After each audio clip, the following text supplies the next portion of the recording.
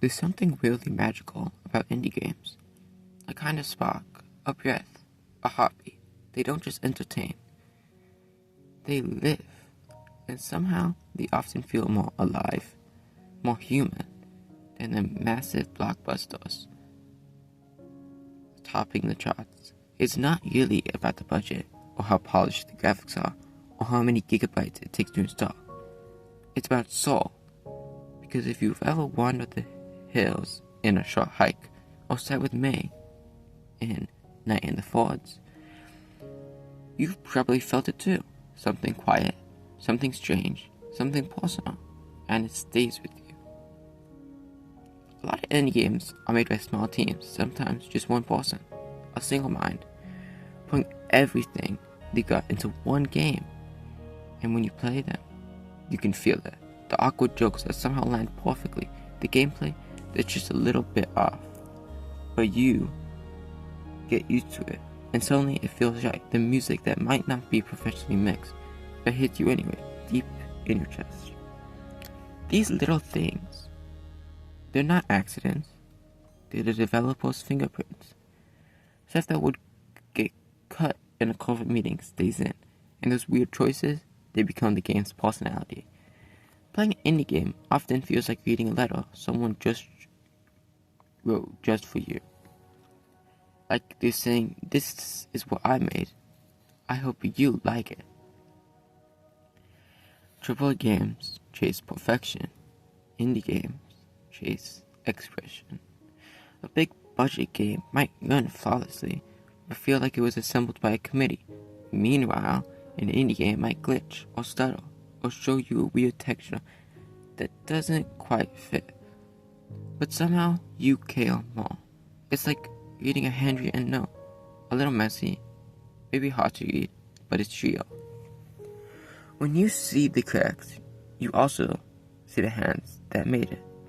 And that makes it easier to connect, to feel something.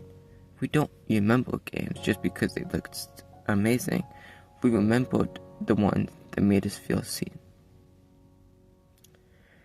Big studios can't afford to take big risks. Indie devs, they kinda have to.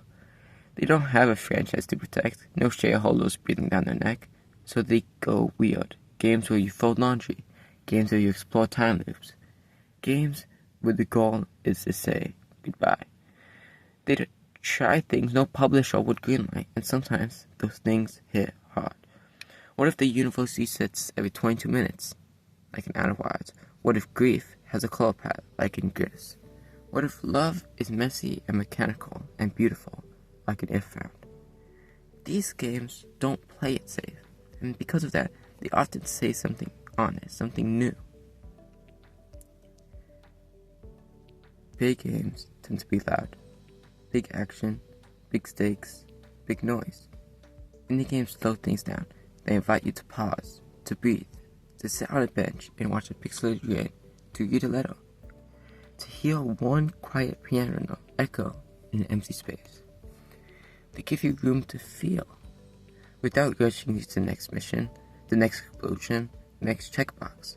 And that silence, that stillness, can say more than any cutscene ever could. Maybe that's the difference. AAA games can feel like machines, shiny, powerful, impressive, but built to perform. Indie games feel like mirrors, small, strange, personal. They reflect who we are, and sometimes who we're becoming. They're not always clean or perfect, sometimes they fall apart. But when they connect, they really connect. Because they're not trying to impress you, they're trying to reach you. Not every indie game is a masterpiece. Not every AAA game is soulless. But if you ever find yourself burned out, scrolling past the latest trailers and wondering why nothing sticks, try a little game made by one person. Something weird, something gentle, something honest. You might just find a game that doesn't feel like it was made by a million people. It feels like it was made just for you. And remember, you won't achieve anything if you don't try.